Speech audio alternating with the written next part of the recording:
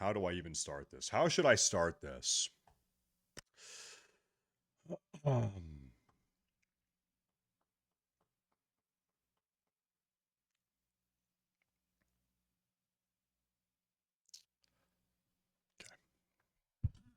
so first off, I'm a little bit unhappy, as I have been for the last couple days. I'm a little bit bothered. I'm a little bit perturbed. I love Donald Trump. I voted for Donald Trump twice in 2016 and 2020, and I think I probably will do it again. Now, Donald Trump just got shot in the head 6 days ago. On the back of his survived assassination, we could have had one of the most insanely unifying, catalyzing RNCs of all time. What we got the first 3 days were absolute either lackluster or just complete degenerate shit shows. In fact, we kicked off the RNC on day number 1. And I'm going to repeat some of this stuff because we have a lot of new viewers, and I apologize if you guys have already heard me say some of this stuff. I promise you I have more stuff to say. Okay? But I need to give a little bit of an intro. Day 1 of the RNC is the first time that we saw Donald Trump 3 days after he survived an assassination and got shot in the fucking head. They walked Donald Trump out. They sat him down. Everyone's clapping. And they sat him down and they made him watch literal satanic whores get up on stage, people that barely spoke English get up on stage, a Sikh call for religious prayer worshiping the one true God, the Gibby Gabby Guru. And we all just sat there and soaked it in, and we looked at it. I don't even know the name of the guru. And we all sat there and we watched it, and we're all thinking, what the fuck is this? That's day 1. Day 2, it's lackluster, nobody. Day 3, very similar. Day 4, we have some big names. And you can say, well, yeah, you need to build up to Donald Trump. This is what I would have done, okay? Don't even have Donald Trump make an appearance for day 1, 2, 3. People are talking about him. The buzz is building. The rumor mill. Donald Trump is nowhere to be seen for the first 3 days. And then he makes his appearance on day 4. And then he shows up on day 4. And it's the most awesome political moment that we've ever had in US politics in a long fucking time, at least. It's like he's emerging out of a fucking cryo chamber. This is the first time we see him after surviving an assassination, taking a bullet in the head. And there he is. Cinema. Masterpiece. Okay? Now, we got Donald Trump on day 4. But instead, for the first 3 days, that's not what they did. For the first 3 days, he just sat there looking melancholy and bored and confused and a little bit depressed and a little bit defeated. And we're just sitting here, and you have this just like total lackluster content. Blah. Or just degenerate filth, blah, or something that does not really represent really who the Republican average voter is, blah. And then that's contrast with Donald Trump sitting there just looking bored, okay? It's not exactly convincing people to go out and vote. It's not really getting people riled up. Less than 3 cheers to the most based streamer on this dog ass. Thank you, subjects. I appreciate that. I'm going to mute my alerts here for a minute. Day number 4 comes around. We have some decent speakers. We really do. And Donald Trump finally takes the stage. Now, we did not get fiery, energetic, punished Emperor Trump. Most certainly that is not what we got. What did we get? We got the stoic philosopher king Trump. Okay? We got the stoic philosopher king. We got an introspective, we got a retrospective Donald Trump. We got a humbled Donald Trump. He survived an assassination attempt. He's got a bandage on his ear. He's not low energy, he's stoic. And that's how I would describe it. He's not boring, he's stoic, and very rightfully so. This is very classy. He spends the first 35, 40 minutes of his speech talking about not just his experience at the assassination attempt, but the events that led up to it, and also the other people that were harmed, the 2 other people that were harmed in the firefighter and they had his uniform on stage, and that was a very, very beautiful, that was a very classy, respectful thing to do. Absolute class, and rest in peace. Now, moving on from that, we get to the meat and substance of the Donald Trump 2024 political agenda. Okay. We still have some things that were on the docket in 2016 still on the docket, maybe expressed in a different way. We're going to break all that stuff down. Tariffs on China back on the menu. This is something he did in 2016 to 2020. They've since been reneged and they're back on the menu now. Here's the deal. We have a lot of countries that are imposing trade tariffs on us, but there's this particular type of American incompetence where a certain demographic of the American electorate thinks that we should not have tariffs on any other country.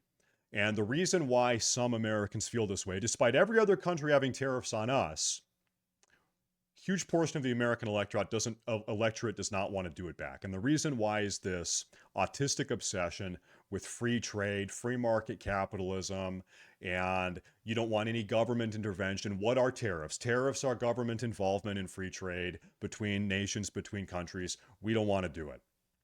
Guess what? We've been getting ripped off. We've been getting fucked. Other countries do it to us, and we haven't reciprocally done it to them. And we've been losing out. Okay? And so what does Donald Trump say? Tariffs back on the menu. China tariffs back on the menu. They don't want to work with us, getting tariffed. Mexico, manufacturing, tariffs. Whoever the fuck else, tariffs. And the reason why this is an awesome thing is because the American population, the people living in America, Americans, the American consumer base is a hot commodity. We are a privilege. Do I have my wallet? My wallet right here, I've got all my cards in there, is a commodity that people in other countries, manufacturers in other countries want to access. Okay? And we have a lot of money here. Most wealthy country in the world. Okay? Yeah, you saw my ID. Most wealthy country in the world. We have a lot of spending power. And it's totally fair to say, considering they're doing it to us, guess what? If you want to access our populace, if you want to sell your products that are manufactured abroad, if you want to sell them to our consumers, you're going to have to pay for the access. It's like a DLC. If you want to unlock the American consumer DLC, you got to buy the DLC. Okay? You got to pay the seasonal pass. And that's totally fair. That totally makes sense because other countries do it to us. And so any of this like, well, I'm a libertarian and I'm a free market capitalist and I don't believe in tariffs because something free trade. You are stupid. There's no other way to put that. You are a stupid person, and that mindset, worshiping the free market like it's a god, that it's above the well-being of the nation and the people therein, is incompetence, and there's no other way to put it. Sorry. Donald Trump is also back. He's got the bants. He mentioned China virus. He mentioned third world countries fighting each other with sticks and stones. So you have old white man racist Donald Trump back. Good old Donald Trump, he's back. He hasn't done that for a while, so that's crazy. Old white racist Donald Trump. He's back a little bit. He said it. He knew what he was doing. He very intentionally said it. Well, kind of. He's kind of back. And there's something else that makes me say that he's a little bit back. Now, not only did he mention imposing tariffs on Chinese or Mexican or foreign manufacturers, he said, listen, American companies, if you're an American company and you export your labor, your manufacturing practices to another country, a third world country, some other country across the world, and then you try to import your products back into the US, guess what you're getting tariffed to? Even though you're an American company, you chose cheaper labor in Malaysia and you're trying to sell the shit back to American consumers, cutting the American worker out of the process, taking jobs out of the country so you can maximize your profits. Guess what? If you want to do that, tariffs for you too. Okay, great. I think this is all making sense. What else did he say? He mentioned the no tip tax. So technically, I'm a tipped worker. I've had tipped jobs in the past. I've worked at restaurants. Give me a 1 if you work at a job where you're getting paid in tips or some portion of your wage is in tips. If you're a stripper, if you're a restaurant worker, whatever. Okay, so yeah, I've been there. I guess I still am there. You guys are there. I don't know what percent of this nation's like total economic transactions or GDP is tip oriented. So I think for some people it's going to be helpful. In fact, I think it's probably worth doing. I don't see a reason not to do it. But I don't really know big picture, grand scheme, how big this is. This might be more like talking point that doesn't really affect that many people or that much money versus this is a huge deal. It's a mega deal. So I'm actually curious. I was googling mid debate, but I couldn't find it. I don't know like the tip volume, how much money is being exchanged. That would be curious to know. That would be. Now, I'll tell you this. Once again, give me a one in the chat if you have a tip job, if you're getting paid in tips. When I worked at a restaurant getting tips, we would just not declare the tips. Sorry. I'm pretty sure that everyone does that. As a streamer, I do pay taxes on my tips. I have to because I get a fucking tax paperwork from PayPal. But you guys aren't paying tips on your taxes on your tips anyway. Almost certainly you guys aren't even doing that, okay? Or if you are, you're drastically under declaring. I made 50 bucks in tip today. I'm going to take off the zero. Man, it was a bad day. I only paid 5 bucks in tips. So I know how the game works. So I'm not really exactly sure how big of a deal that is. That might be more of just like kind of pertinent talking point versus anything else. This is something that came much to my surprise. Donald Trump mentioned the wall. Okay. You haven't heard a lot of talk about the wall. The wall was front and center in 2016 and even 2020. You haven't heard a lot of discussion about the wall in 2024. So I was kind of thinking, well, maybe the wall is not on the agenda. Maybe it's not that big of a deal anymore. Maybe they have a different approach. Maybe they're just going to hire 10,000 ICE officers or 50,000 ICE officers or Border Patrol agents. Really, Border Patrol agents is the word I'm looking for. And they will employ those agents rather than building a physical barrier, a physical wall. But no, he said we're going to finish the wall, which is something that surprised me because not a lot of other Republicans, maybe other than Navarro yesterday, have talked about the wall. But I guess it's still on the at least the personal Trump agenda. He wants to do it. The wall, I think probably the wall is the one thing that defined his campaign in 2016. That's why people voted for him. We want this guy to build a wall, aka we want him to shut down immigration, illegal immigration. We're going to talk about immigration a lot here in a minute. Immigration, illegal immigration, why is it important? Why is it not important? Versus legal immigration, why does that matter? Legal only? Yeah, that's what some people are saying. We're going to talk about that here in a second. One thing he did not really talk about were mass deportations. Now, this is the inverse. We've heard a lot of other politicians on the Republican side over the last couple of days at the RNC talk about mass deportations. This is something, mass deportations, this is not going to fucking happen. This is not going to happen. And trust me, I wish it would. I really wish it would. I really wish we would have mass deportations. The stat floating around right now is that over the last 4 years under the Biden administration, we've had 11 million illegal immigrants. I wish all of them left. I wish we could deport every single one of them and the ones that came before. But this is not going to happen. And the reason why I say this, the reason why, despite some of these Republicans talking about it while they're running for office or campaigning, is because I look back, I've been around a while, I guess, not too long, I guess, but I look back at 2018. And what happened in 2018, there was a media firestorm. The media was going fucking crazy because Donald Trump inherited the Barack Obama child separation protocol along the border. This is a program that Barack Obama set up, and frankly, it was a good program. And so I'll tell you kind of how it worked, okay? Donald Trump inherits the Barack Obama child adult separation program. If you come across the border illegally and you're apprehended, you are detained by Border Patrol agents on the America side, we have holding camps. And in the holding camps, the adults are separated from the children. And why is this? Why are they separated? It's because here in America, we don't know who these people are, and we have no idea whether or not the adults are the actual true parents or relatives of the children, or if they are child sex slave human traffickers. We don't know what the association is, okay? Also, just at a basic level, it's very dangerous to have a bunch of families poverty-stricken immigrants coming across the border with kids and adults running around. Who knows, something terrible happens, okay? So the policy was, and this was created by Barack Obama actually, that Trump inherited and continued this program, kids over here and adults over here. Now, what happened was this got spun out of control. The narrative was that Donald Trump is inhumane. Donald Trump is keeping a bunch of little Mexican kids in cages like they're animals, and it's racist. And look at this sad photo of a kid crying in a cage. It's like a little Mexican animal. And that was the spin. That was the narrative, which is completely absurd, completely ridiculous, and just an insane propaganda hit piece. Okay, just absurd. And that was the optics. Very intentionally, those were the optics that were being pushed. Okay, and what Trump did, I'll never forget. Trump pretty much capitulated. Trump changed the way this process worked. Okay, and so Trump let that rattle him. It got to him, and he changed the way that this holding sort of stationary period unfolded.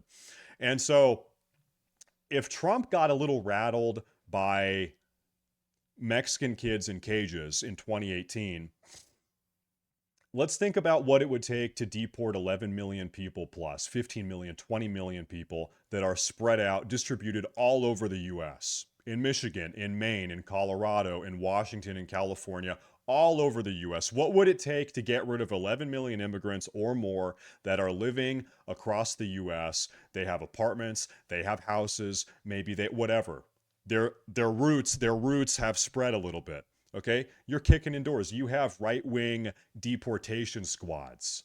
They're kicking indoors. They're snatching people out of their place of employment. They're roaming the streets, throwing people in the back of a bus or in the back of a van.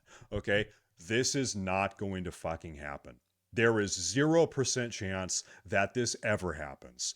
Any illegal immigrant that is in this country that is not violent, and by the way, we'll talk about the violent offenders here in a second because he talked uniquely and specifically about those. If you're a non-violent illegal immigrant, guess what? You're going to be here forever. There's no getting rid of you. The same thing is going to happen. Within the next 10 years, there will be amnesty, just like Ronald Reagan did in his presidential tenure in the 1980s. There will be mass amnesty. This is not something I want, but I think this is something that's going to happen. Now, he talked specifically about, first and foremost, we're going to be targeting violent offenders, violent illegal immigrants. So you commit a crime, we find out who you are. Commit a crime, you're detained, you're in a police holding cell. We find out who you are. Oh, you're illegal, you're not in the system. Where are you from? You got to go. Okay, guess what? This is something that Barack Obama did. This is something that Donald Trump did between 2016 and 2020.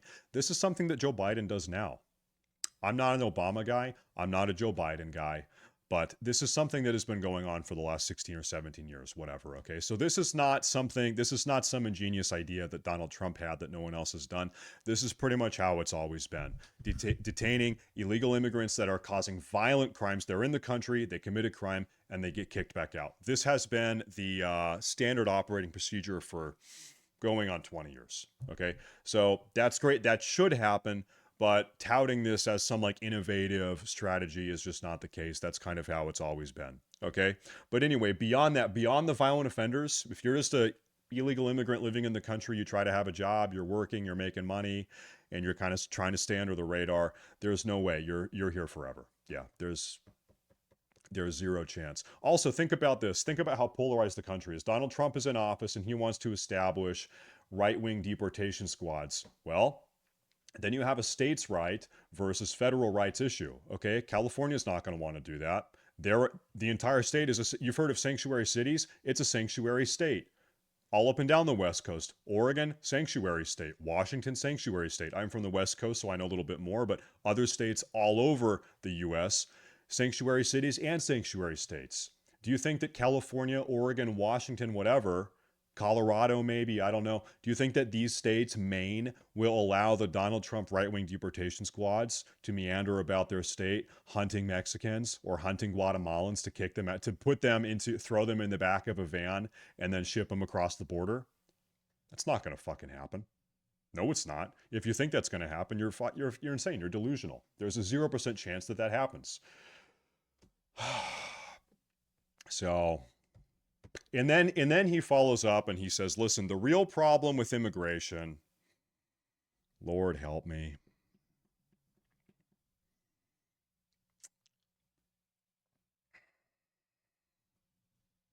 He says the real problem with immigration is the fact that they are illegal. So we want as many immigrants as we can possibly get, but they need to be legal. They need to respect our laws. They need to come here legally. The problem is not the immigrants. The problem is the illegality, the illegal status of the immigrants. And so you have the people chanting, yeah, legal, not illegal.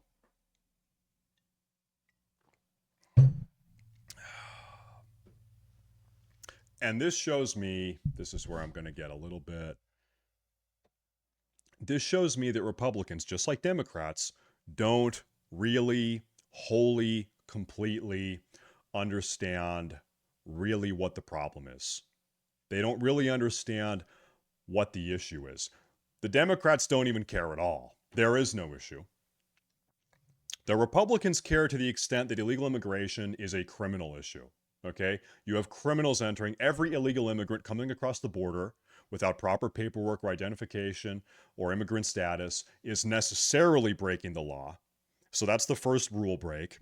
And then they are working illegally, they're not paying taxes, whatever. Okay? And so this is a criminal issue for them. You need to respect the laws of the nation. And by the way, that's true. This is absolutely true. But hyper focusing solely and exclusively on the criminal component means that the Republican Party has necessarily, and we know this because they've never talked about it, they're ignoring a completely different issue that is perhaps even more important. And this is the sort of cultural homogeneity, the cultural fabric, the framework of the nation, the cultural framework. This is a very important thing that I think really has been lost over time. And how can I say this?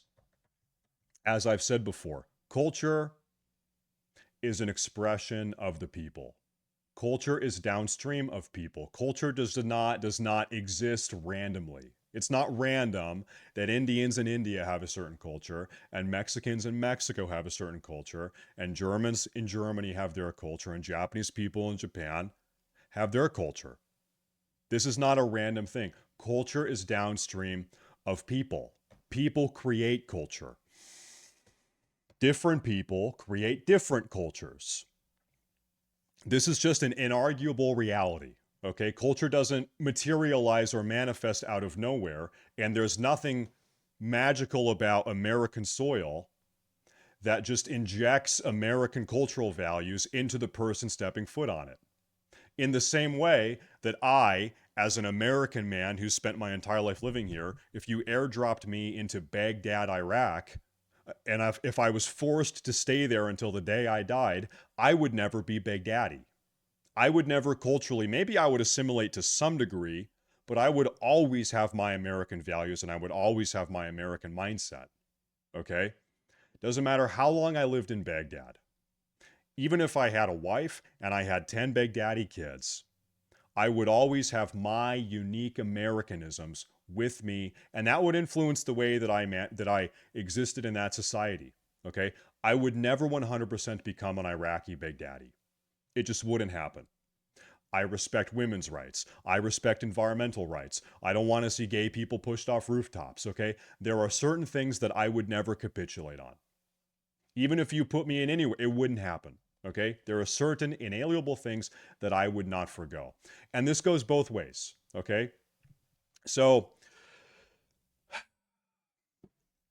if you want to talk about different cultures being the extension of different types of people, we can talk about what very unique type of people created America. Because America, for a long time, has been a very unique place. It's only in the last 60 or 70 years, really post World War II, where other countries all over the world have started sort of copying the American formula. And I'm talking approach to personal freedoms, the romanticized sense of individualism and individuality and individual rights, These are things that 250, 260 years ago were pioneered by America. If you go back to 1776 or even 1800, there's not a single other country that has these aspects of American culture. These things are pioneered by America. This is inarguable. And post World War II, a lot of other countries sort of started noticing our success, for lack of a better word. And I know this is maybe hard to grasp right now because America these days is so fat and retarded. That's true. And many other countries have higher standards of life than we do right now. There's no doubt about that. And so maybe in the 2024 modern mindset, it's hard to grasp that America really was special for a long time and really was uniquely successful for a long time. And other countries, post World War II uniquely, in multiple instances as a product of the Marshall Plan. If you guys don't know what the Marshall Plan is, after World War II, America set aside a huge amount of money and resources to rebuild Europe, chiefly Italy, Germany, Japan as well, which I know is not in Europe. It's in Asia before someone says, well, Japan isn't in Europe. We dedicated a huge amount of capital to rebuilding the war-torn continent. And frankly, we sort of did it in our own image, okay? Because this continent was torn asunder. And so, yeah, a lot of the top countries in the world right now are sort of little emulations of America. That's inarguable. Japan doesn't even, I'm sorry, well, we can talk about Japan. Germany doesn't even have its own constitution. Germany has the constitution today that we gave them. We drafted up a special post-World War II constitution just for Germany, and they haven't touched it since. And it's been 80 years, okay? A lot of this world exists in the wake of post-World War II USA. This is inarguable. It's a very similar situation for Japan, very similar situation for Italy, okay? And so it is true when I say that America was very culturally unique for a very long time, and still is, maybe a little bit less so, but only as a product of other countries sort of copying our pace, okay? This is just the truth. And so anyway, what type of person built America? How did America become such a unique country in 1800, in 1776, in 1800, in 1850, in 1900, in 1945, in the 1950s? What made America so unique? Well, this is a historical fact, okay? I might get in trouble. This is a historical fact that is proper and fine to acknowledge because this is just historical fact. Between 1635 and 1965, when the Hart-Celler Act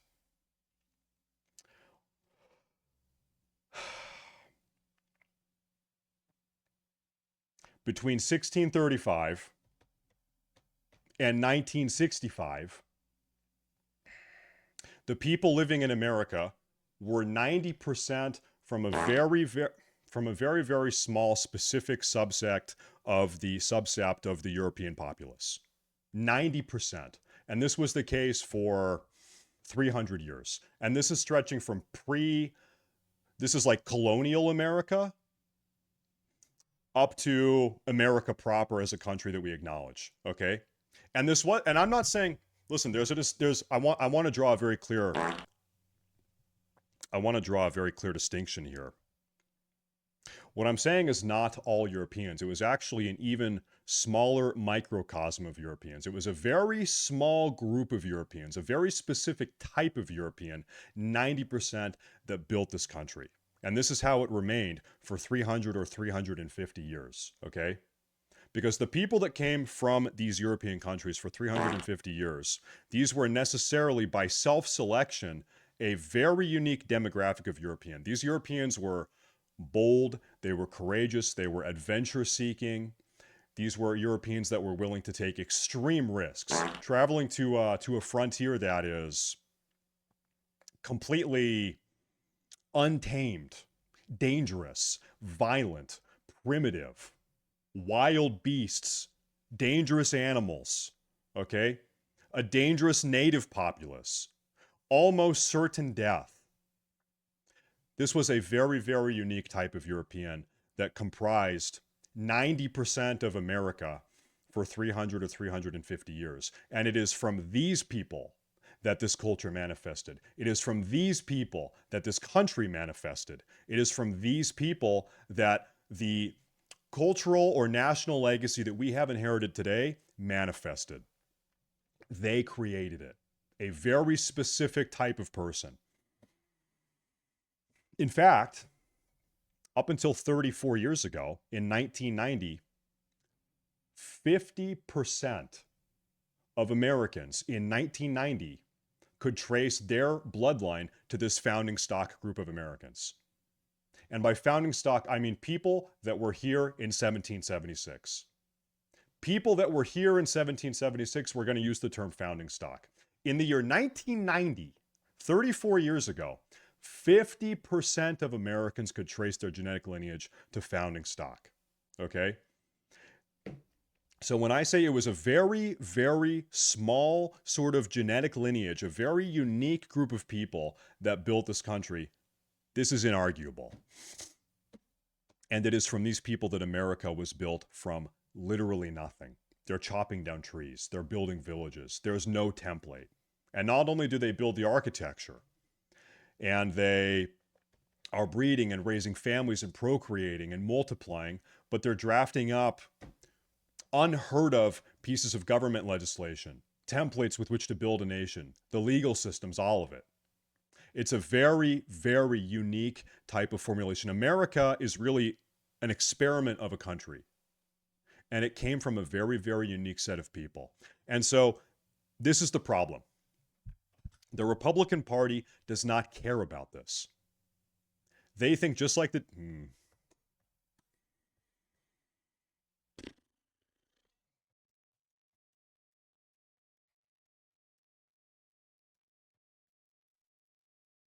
What do they think?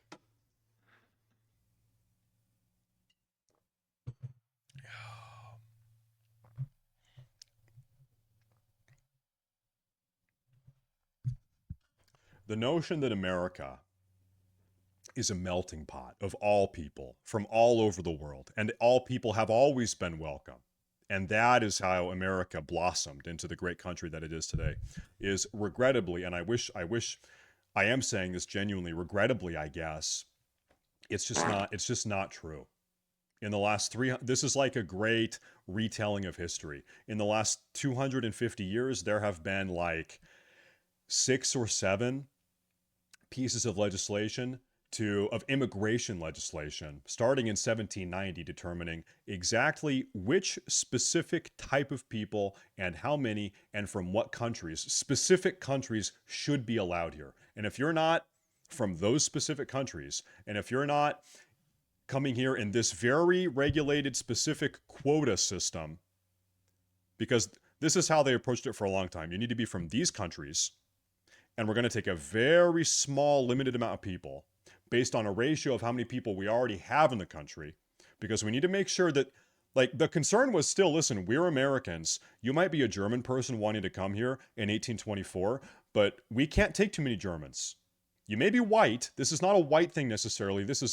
We need to make sure you're coming here for the right reasons, and you're coming here in small enough frequency or small enough quantity. We can't take too many Germans too fast, otherwise they won't properly assimilate. Okay? It was very, very structured. It was very, very regulated. Because we don't want Germanic, cultural and ethnic enclaves, little micro Germanys in the nation. If you're coming here, you need to be American, and you need to fucking assimilate. And because our leaders 200 and 300 years ago were much smarter than our leaders in modern day, they understood we can only take so many. It's a very slow, regulated, monitored trickle system, trickle feed of immigrants. And this is how things operated until 1965, okay, when all of this was tossed out. 1965. So we've had pretty much, I don't know what, about 60 years of what is effectively unregulated immigration from all over the place. And some people say that's good. Some people say it's bad. Some people will say it's a good thing. But the sort of modern conception is that, well, there's nothing wrong with immigrants or a never-ending amount of immigrants, but we just need to make sure that they're documented. So illegal immigration, the worst thing in the world. But if we were able to document, okay, so let me give you numbers. 11 million illegal immigrants, colossal problem. Terrible problem. But if we took those 11 million and funneled them through a sort of immigration process, we had them documented, they had green cards or some sort of worker visas, if they had social security numbers or some sort of identification number, problem solved, totally all good. No problem. H-1B visas, we're scooping up workers from India and China and whatever. And so what does this mean? What does this mean? This means, well, first let me ask you, why would an H-1B visa worker from India or China or any other country want to come here in the first place? Why do immigrants that are coming in illegally want to come here in the first place? They want to make money. The financial prospects are really powerful in this country. They want a better life and they want more money. And you can't blame them for that. There's nothing wrong with that. But saying, yes, that's okay, that's all it takes. We want as many people coming as they possibly can, and all you have to have in your heart is a desire to make money, and you need to be economically productive. Then what results? And we're willing to take as many people as we possibly can for an infinite amount of time. If you want to come here, that's fine, but we need to document you, and that's the only criteria. What does this mean? This means that the only common denominator we have in this country, if this continues, is our desire to make money. The only similarity that if I go take a train, if I'm riding to work on a city bus or a train, and I look at all the people sitting next to me, we're all different colors, we're all speaking different languages, there's 30 different people speaking 30 different languages, and we all look different, and the only thing we have in common is we're all trying to make money. We're all on the way to work. It's just one big economic zone, okay? I don't want that. And this is nothing. Listen, all my friends are black, okay? I love black people. All my friends are Asian. All my friends are half black, half Asian, half Mexican. I love black, brown, yellow people. They're my favorite type of people, okay? I love them. In fact, my wife is an immigrant from Germany, though. So maybe it doesn't fit. But listen, this is not anti certain people. This is pro America. I don't want my country to be an economic zone. I don't want my country to be full of people that have no cultural roots here, and their only purpose for being here is making money. And the only thing I have in common with them is that we're all trying to make a paycheck. I don't want that. I don't want my country to be an economic zone. Nation. Where does that word come from? Nation, natal. Pregnancy, bringing a child into the world. What is the etymological origin of the word nation? Blood. Blood is the etymological origin of the word nation. I think that to some degree this matters. If you replaced every person in Japan with a person from Sweden, Japan would not be Japan anymore. It would be an island full of Swedes. If you replaced every German person with Congolese people, it wouldn't be Germany anymore. It would be the Congo 2.0. Bingo bongo. Okay? And so this is just the case. I don't want my country to be nothing but an economic zone. Just to be used and abused by people that are transient and trying to make money. And that don't really have any roots here. They don't really care about the well-being of the nation or the other people therein. Okay? I have a problem with that. So that's how I feel. And so it seems like the Republican Party, they'll talk a lot about fentanyl, crime, drug addicts, rapes. And these are things that are really, really bad, and they are consequences of unregulated immigration and also too much immigration. You're right. You're absolutely right. But the fact that they don't talk about the cultural deconstruction of the nation or the cultural subversion of the nation. I like America. Okay? I like American culture. I like how America is. And America has a culture. Some people say America has no culture. Okay? You've either never been to America or you're an American who's never left. I've been very blessed and fortunate to have done a lot of traveling in my life. Okay? I feel most American when I'm not in America. Okay? Because I'm reminded, astutely so. If I'm in Germany, I'm surrounded by Germans, I'm immersed in German culture, and I'm reminded I'm American. I'm different. Okay? I was born in Japan. I've spent some time in Japan, about a year of my life in Japan.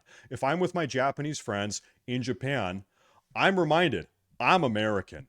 I'm different. I have different values. I have different customs. I've got different beliefs. I've got a different ideological framework. And it's not better. It's not a better or worse thing, but there are differences. And I know that we all acknowledge there are cultural differences, because if there were not cultural differences, then what would be the point in taking a vacation to Japan? The reason you go to Japan is because you want to go hang out. You want to be immersed in Japanese culture. The reason why you go to Germany is because you want to be immersed in German culture. And so if the world is one borderless hodgepodge, just one economic zone bleeding into another, guess what? That's actually anti-diversity. The second everyone is blending everywhere, then you don't have any diversity. It's like if you have a cup of Coca-Cola, a cup of Pepsi, and a cup of Dr. Pepper, you've got three distinct drinks. If you dump them all into one cup, you've just got one. You only have one gross drink now. Sorry. You have one gross drink. But what if I want to have a little bit of Dr. Pepper, just Dr. Pepper? Well, you don't have that anymore. Now you've got Coca-Cola, Pepsi, Dr. Pepper. So that's what it is.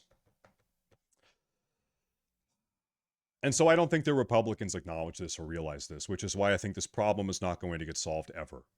It's not going to get solved. Nothing is going to happen because they're approaching the problem for the wrong reasons from the wrong ways. Do you guys agree with me? And yes, we should stop it. We should try to stop it. Something is better than nothing. We should not have people selling fentanyl and operating cartel paramilitary operations in the foothills, in whatever, all over the place, and trafficking children up and down the I-5 corridor on the West Coast. That should not happen. That should be stopped. But it's not going to be enough. It's not going to be enough. America, if you give me a 1 if you're living in America. If you're an American, this country is going to change a lot in your lifetime, okay? This country, take a mental screenshot. You might think things are fucked or crazy or whatever right now. Take a mental screenshot today, how the country is. Think back to this moment in 30 years. I promise you, it's going to be 100% different. It's going to be fucking crazy different in almost every single way, okay? It's over. If you like it how it is now, it's over. And then what else? And then what else is there to talk about? This is something that I'm gonna call you guys out here for a second. Donald Trump said, listen, and I'm gonna get a hold of these Hamas terrorists, and I'm gonna tell them you'd better give those hostages back before I get into office. Otherwise, something bad is gonna happen. He didn't clarify what exactly is bad or what's gonna happen, but this is what I'm thinking. Okay, the question is, okay, you're making a threat, but then the next question is, or what? What if they don't? What if they don't give them back? Then what? Because this is a concern that we had with Hillary Clinton in 2016. This was on the debate stage between Donald Trump and Hillary Clinton in 2016, and she gets the question, what would you do? How would you stop Bashar al-Assad and ISIS from doing whatever they're doing in Syria? And also Russia was giving Bashar al-Assad support, and Russia was flying over Syrian airspace, and we don't like that. And so Hillary Clinton said, simple, here's what I would do. I would establish no-fly zones over Syria. And maybe that's like, oh, wow, yeah, that'll stop it. No, but really, what does that mean? That means America tells Russia or anyone else, if you're flying over Syrian airspace, we're going to shoot you out of the sky. We're going to be shooting down Russian planes over Syria. And then what do you have? And then you have World War III, okay? And so this is a little bit of a different situation, but it's very concerning nonetheless. If Donald Trump says, listen, Hamas needs to give those terrorists back, otherwise something really bad is going to happen, I'm thinking, okay, what is he going to do? How do you get Hamas? What does that look like? What's the really bad thing he can do? Is he carpet bombing Gaza? There's been a huge there's been a huge optics attempt to link Hamas to Iran, and they are linked. But there's you guys have picked up on this, right? Anytime Hamas, we're talking about Iran also. Anytime we're talking anything bad happening to Israel, we're talking Iran also. Iran. Iran. Some people say Iran. I say Iran because I'm an American. I say it however the fuck I want. Anyway, If Israel's in the picture, we're talking about the plight of Israel. Necessarily, who's the bad guy? Iran. And so, if we're talking Hamas, you better give those hostages back. Otherwise, something very bad is going to happen. I'm thinking the next question, well, what? Do we carpet bomb Gaza? Do we strike Iran with missiles? Do we what? If we're hitting Iran, then what happens? If we're killing Iranians, then what happens? And not just one or two, but dozens or hundreds to make Hamas capitulate and give the hostages back. Then what? Then what happens? How does that spiral out of control? Who else gets involved? Our associate, and this is one of the reasons why I'm so critical with our relationship with Israel. I don't think being so closely tied to the hip with Israel is expedient for American interests. And I'm concerned about the amount of influence that Israel buys amongst our politicians. Pro-Israel political action groups like AIPAC give a lot of money to our politicians to make sure that they're talking about defending Israel at the RNC and up on the debate stage. And when they're in the House or the Senate signing legislation, they're thinking about Israel. And the reason why, because they're taking a lot of fucking money from Israel. And I don't like that. And so I'm thinking, is this what is best for America? Or is this what is best for Israel? Because they've got a lot of clout and they've got a lot of influence when it comes to American politics. And this is just like, also, this is just a fact. Okay? All of the donations, all of the multinational financiers giving campaign donations from whatever country, it's all public information, it's all publicly documented, it's all publicly disclosed. It has to be. Okay? And so you're allowed to look at this and talk about this. The next question, we're talking a lot about one of the new 2024 talking points is we need an Iron Dome.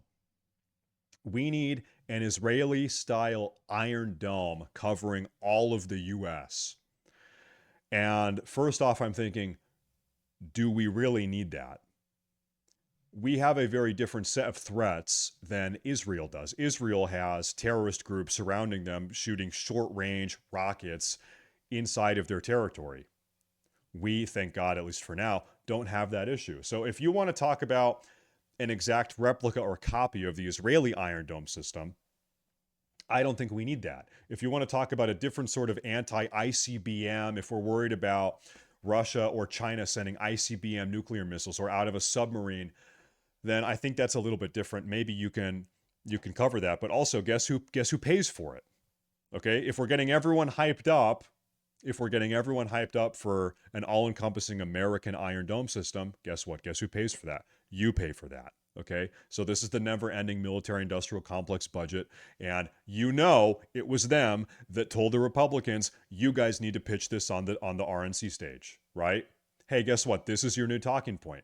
We want another $20 billion to develop the rocket interception system, so this is what you need to shill on the stage. Do we necessarily need it? I don't know. Definitely not the same system that Israel has. The next thing he talks about, curing Alzheimer's and cancer. I don't and it was funny because he just like briefly brought that up. He briefly brought that up and then just kind of like it was for like 60 seconds and then he just like moved on off of that. I feel like that was a completely stupid thing to talk about because you already know tomorrow morning what is CNN, what is NBC, what is ABC, what is every left-wing propaganda network, what are they talking about? Donald Trump says he's going to cure cancer if reelected. Donald Trump says he's going to cure Alzheimer's if reelected. And it's like, we all know he's not. Maybe he can throw more research money at these initiatives, but like you're not going to cure cancer. You're not going to cure Alzheimer's. And talking about that just gives a bunch of retarded ammunition to people that hate you. It's just giving them a new talking point. And by the way, it's a fair talking point because, by the way, it sounds a little bit ridiculous. Okay? So I think that was an optics fail. That was an optics L. That was a dumb thing to talk about. Because yeah, it kind of makes him look dumb. I'm gonna be honest, and I love Donald Trump. I love the guy. He's my guy. That was a dumb thing to talk about, and I don't like JD Vance. I'm a little bit bored of talking about JD Vance. I feel like I've given you my spiel about JD Vance 10 million times. I'm not a fan of JD Vance. But no, if I had to bet, If I had to bet, I would bet that we have some type of conflict with Israel in the next 4 years. If Donald Trump is elected, let's talk like, okay, what happens? Donald Trump is elected. I think the border is relatively shut down. I think we have a huge crackdown on border crossings. I think that the war in Ukraine is, I think this is what he probably does. He says, listen, Zelensky, Putin, you're not getting any money anymore. Okay. America is not funding this war anymore. If other European countries want to fund you, that's on them. We are not funding this dispute anymore, which means de facto Russia retains that territory. And by the way, getting that territory back from Russia is like next to impossible because you know at this point how entrenched. There's landmines, there's barricades, there's trenches. If you it's a pipe, and they've been sitting there in a standstill for over a year, entrenching, laying mines, laying traps, building barricades, right? Digging trenches, miles long, hundreds of miles long trench systems, and layered with mines in between and barbed wire. Taking that back is almost impossible. Okay, they are entrenched. And so that's not going to happen. And so I think what Donald Trump says is, hey, listen, the funding is over. Germany, Poland, if you want to keep funding, throw money at them. That's on you, right? But America is no longer funding the Ukraine situation. And then that's on ice. As far as America is concerned, maybe Ukrainians are still mad about it. That's fine. America is effectively out. The situation is on ice because America was paying what, like 80% of all the Ukraine shit anyway. So without the American support, it's on ice. We're done. It's over. Have fun and, do whatever you can. And then I would guess that at some point in the next 4 years, there's some escalation between Israel and Iran or America and Iran. Who knows? Maybe there's an Iranian attack on American soil or at American military base, or something happens to Israel, and then we are dragged into some conflict to some degree with Iran. That seems to be the big talking point: Iran, Iran, Iran. What else? I think those are the three really big geopolitical implications. Okay, border lockdown, something with Iran, probably Ukraine situation is on ice. Beyond that, I would guess that China doesn't try anything with Taiwan as long as Trump is president. If Trump president, then Taiwan is probably reasonably safe from some sort of Chinese hostility. The Chinese are going to do it. The Chinese will do it at some point, by the way. The Chinese will absolutely try to take Taiwan. The question is when. When are they going to do it? Is it the next 2 years? Is it 1 year? Is it within the next 5 months? Is it within the next 4 years when Trump is probably president? I would speculate not. But they definitely will do it. But now, likewise, similar to Russia's position in Ukraine, Taiwan is absolutely entrenched, like giga entrenched. Like they have been entrenching for 40 years. Also, America has given a promise that we will not allow China to invade Taiwan. Okay, so if China does, then we have given our word that we will help them. And the implications of that, I think, speak for themselves. That would be a real complex situation. If you guys might remember, for any of the older viewers, China actually tried to take Taiwan in the mid-1990s. And America intervened. America stopped them. China was gearing up. They were loading up. And America, it was actually Bill Clinton. It was Bill Clinton. He sailed a bunch of battle cruisers and aircraft carriers right in the Taiwanese-China Strait. And he said, no, you're not. Hey, no, you're not. You're not going to do it.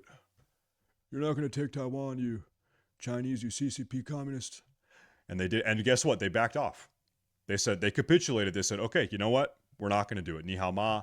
We're going to go home now. And they've been biding their time. They've been powering up. And also waiting for the deterioration. China looks at America. China is like, they have some problems, but China's getting better over time. Okay?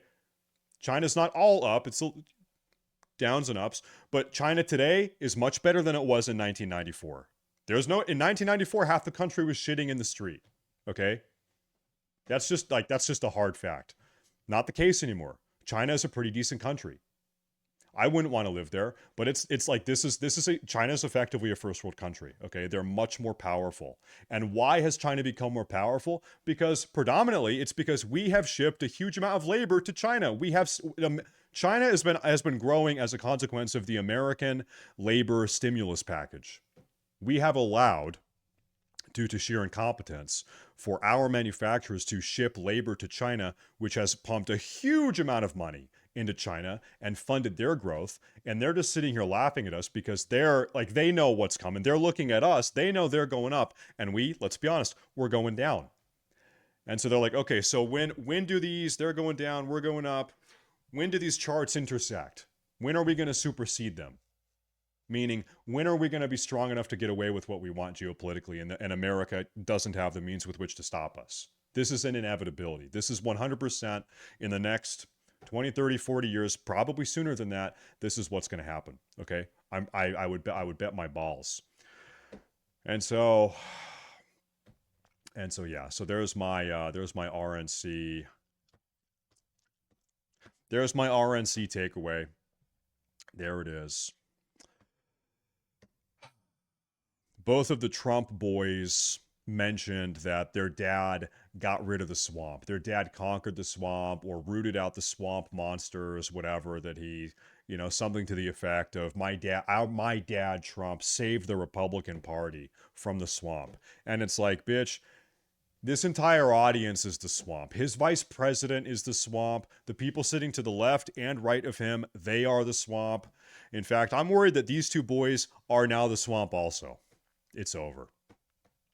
It's over. The swamp is back in control. All of that fire, all of that riz, all of that aura that got Donald Trump elected, the bombastic energy that got Trump elected in 2016, a little bit of it is still there. There's a flicker. The fire is not out, but 100% fact, 4 years from now, when Donald Trump is gone, he serves another 4 years. He's gone in 2028.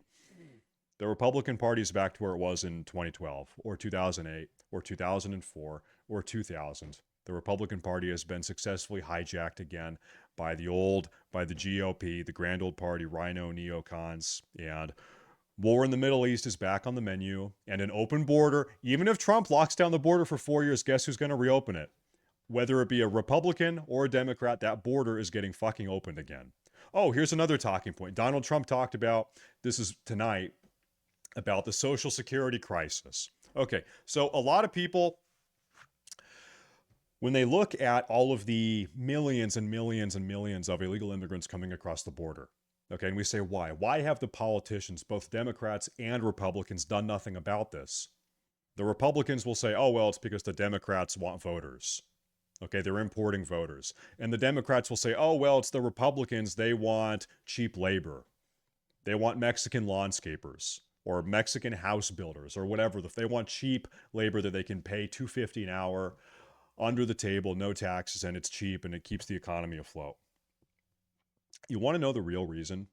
The real reason is because these people are, well, first we have to talk about reproductive rates. Now we're going to talk about reproductive rates.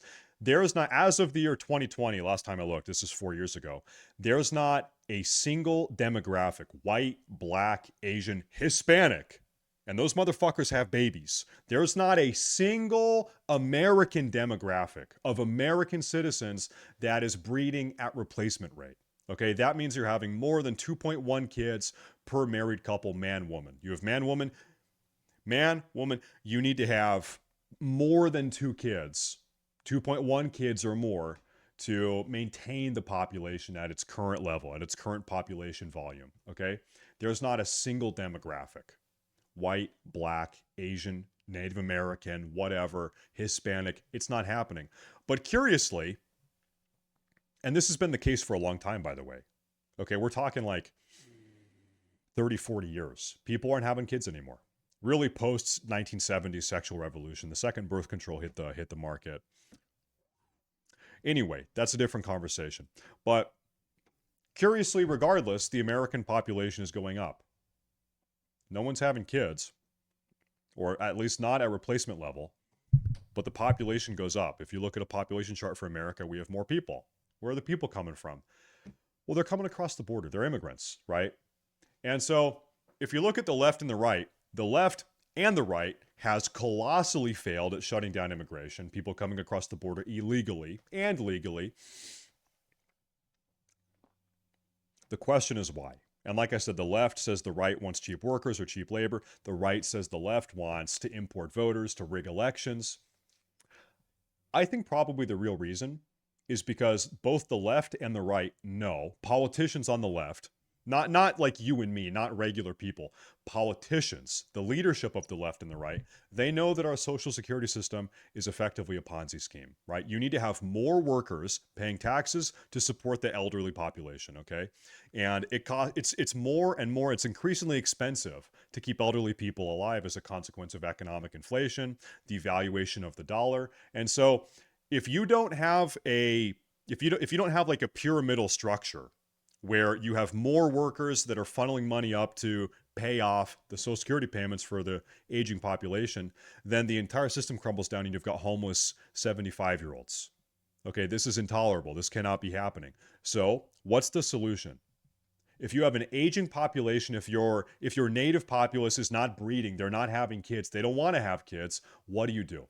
As a government, you have two options. As a nation, you have two options, at least that I can think of. Maybe you've got another one.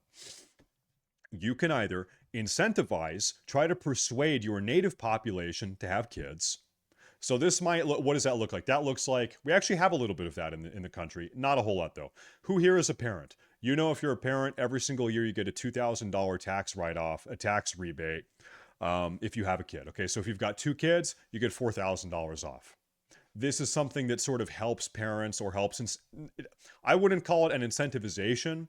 It's really not, but at least it helps parents a little bit. So you can go further than that. And many European countries that are a little bit more socialistically inclined have better programs like this. If you have kids, in Germany, I think you get $400 a month per kid. Okay, and you can do this up to 3 kids, I think, for the Germans. So if you've got 3 kids, you get $1,200 per month. Programs like that. Okay, and so anyway, you can push this systems like this. You can say, okay, listen, we want our native population to be having kids. We're going to make it easier for our young wedded individuals, young men and young women, young families to have kids. We're going to help alleviate the economic burden because we want more American kids. Alternatively, keep in mind, if you want more American kids and you're implementing legislation to help American families have American kids, it takes 18, 19, 20, 21, 22 years to turn that infant into a tax-paying, contributing member of society, right? It takes time. Humans, yeah, there's a lag time. Humans aren't immediately economically productive. What's a very immediate way to get tax revenue, to get more taxpayers, to keep the Social Security aging population Ponzi scheme going? What's a very quick way to do that? You just bring in foreign workers. You just invite people from other countries. You just keep bringing more people in as sort of like tax cattle. They're like tax cattle. There's no other way to put that. And so it makes you wonder why have both for like 60 years, okay? Why have both the left and the right colossally failed at shutting down the border and stopping illegal immigration? It's because no politician wants to be left holding the bags. Keep in mind, some politicians are in office for 20, 30, 40 years, okay? We've got long political tenures in the House and the Senate and for other unelected officials. No one, left or right, wants to be caught holding the bag of a crumbling social security system. A crumbling social security system is the implosion of the nation. So, what do? You just keep the border open. You just keep letting people come in millions and millions and millions, and they work and they pay taxes to some degree, and they stimulate the economy in that way because it's a very immediate way to get economic activity. But what's a consequence of that?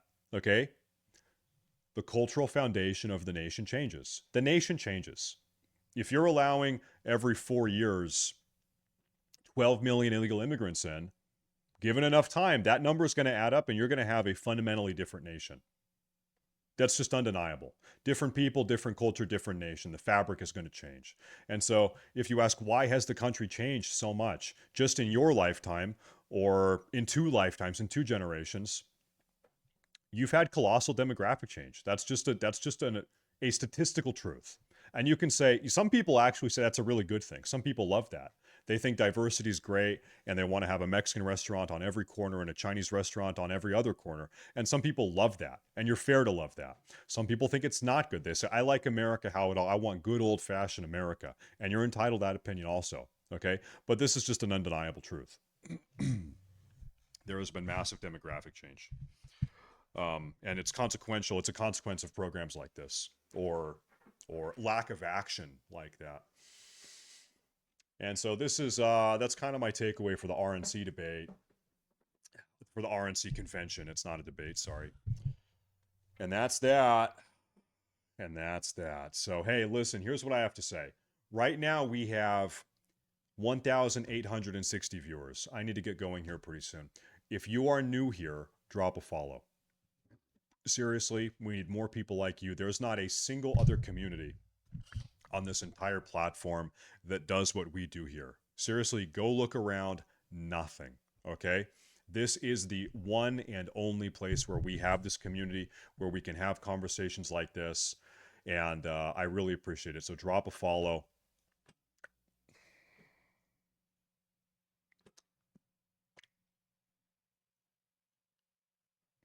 We just had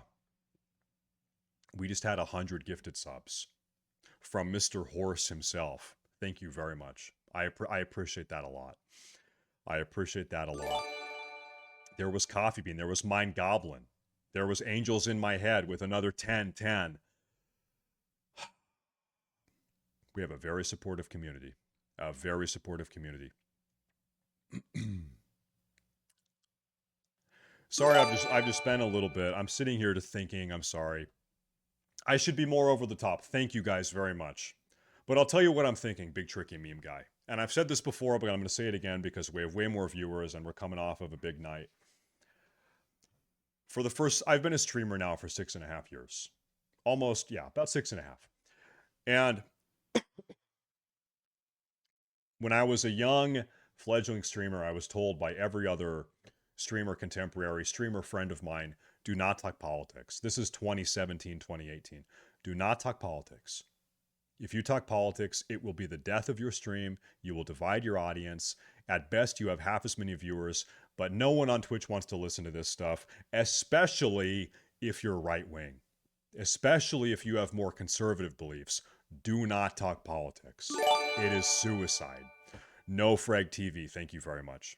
Thank you very much. And so I listened to that. I took that advice for the first 3 years or 3.5 years, but it was around 2020, early 2020, when I had a change of mind. I said, "Listen, I can't do this anymore." And I think it's because 2020 was a very polarizing year. Okay, election, it's early COVID, it's lockdowns, 2020 was it's BLM riots, it's Antifa in the streets of Portland setting the town on fire. It was crazy. 2020 was fucking crazy. And I said, you know what? I can't, because I've always been politically interested. Okay, I read a lot of political philosophy. I like to read history. I read a lot of political forums. I like to talk about it. It's always been so for some reason it's always been of interest to me. And so anyway, I said, listen, I can't not talk about it. And if I lose viewers, and if I lose subs, and if I lose money, if I lose friends, I said, you know what? I need to be myself. I need to be authentic. And so it was around that time, 2020, I very intentionally made a change. I started yapping. I started yapping a lot more. And guess what happened? For the first 2 years, a year and a half or 2 years, it was a pretty bumpy ride. Who remembers?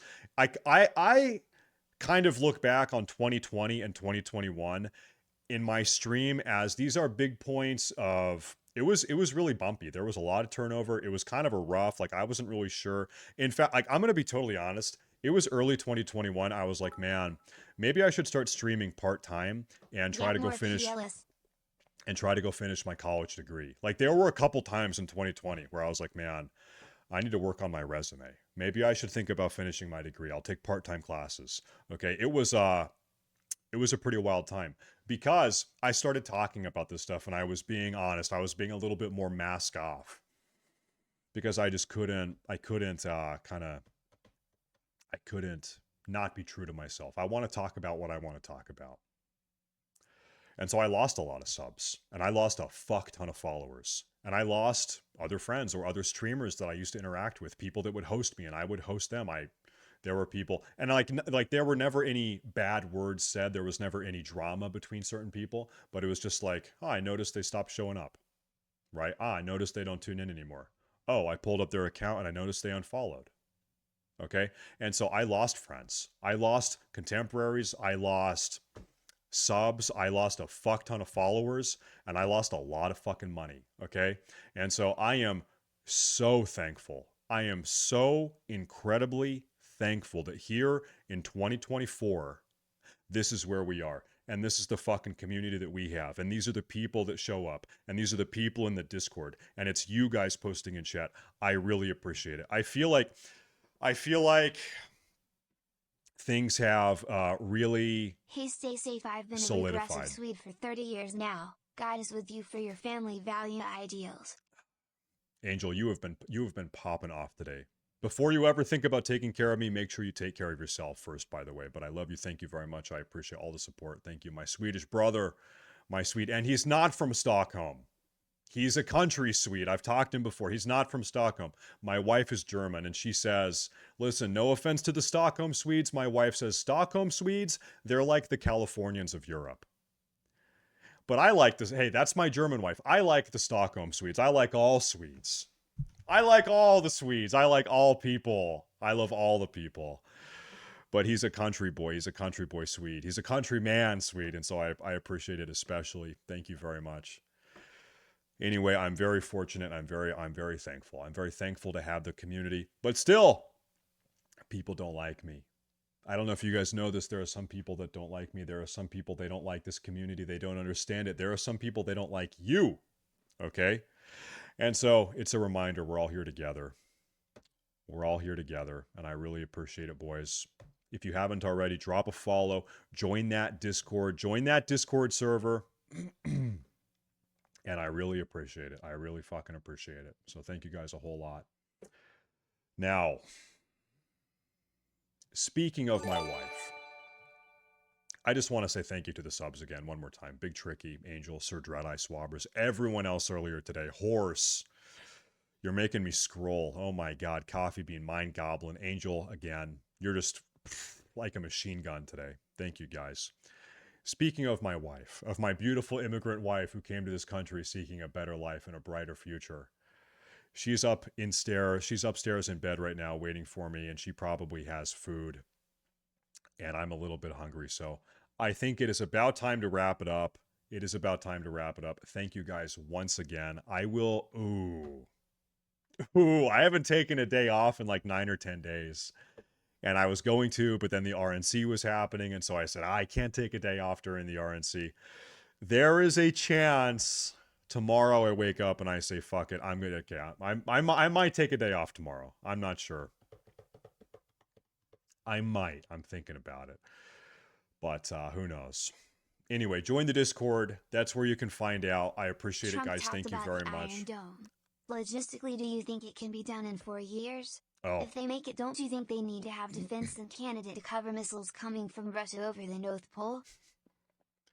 we talked about the Iron Dome a little bit earlier during my recap, and the way I'll say this real quick, the way he talks about the Iron Dome is sort of in contrast to Israel. It's like, hey, Israel gets an Iron Dome. Why don't we get an Iron Dome? We need an Iron Dome. That feels like kind of like where this is coming from. I don't think we need the exact same type of anti-missile system that Israel has. They've got a lot of close proximity enemies right across the border shooting short-range missiles. I don't think we have the same type of dynamic or the same type of threat. Dude, I'm a fucking Twitch streamer. I'm not a military expert, but this seems to be true. I think we have a different threat than Israel does. And so I'm not sure if we need an exact replica of the Israeli Iron Dome. Now, if you want to talk about Iron Dome insofar as it is capable of intercepting ICBMs coming from Russia or China or whoever the fuck, or from Europe, I don't know if we trust these guys in Western Europe.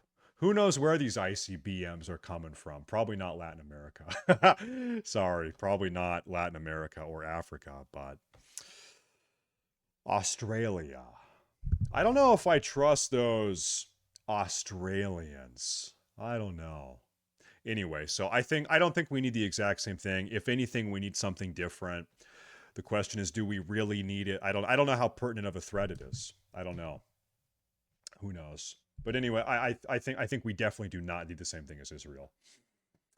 I'm gonna wrap it up. I'm out of here, guys. Thank you very much. Thank you very much. I'm just gonna go offline. Thank you, guys. I'll see you in the Discord. Of course, I'm gonna be laying in bed doing a little bit of Discord shit posting, and I'll see you.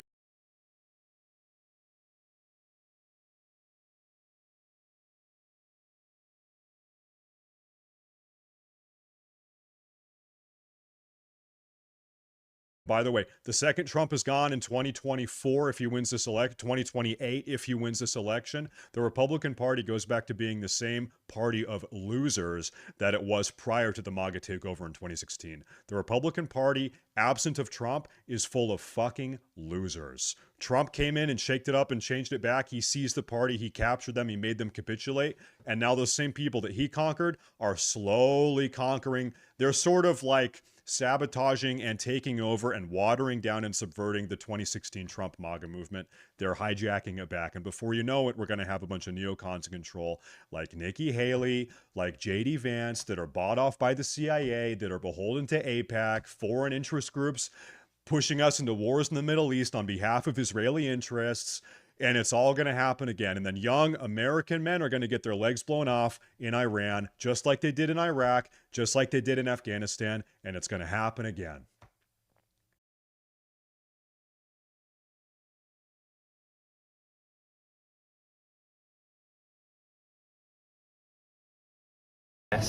In Gibraltar. £2.20 loaded on both screens. We have Bitcoin versus fiat. You ready? 3, 2, 1, go. Ooh, is that? Lightning's done it. There it is.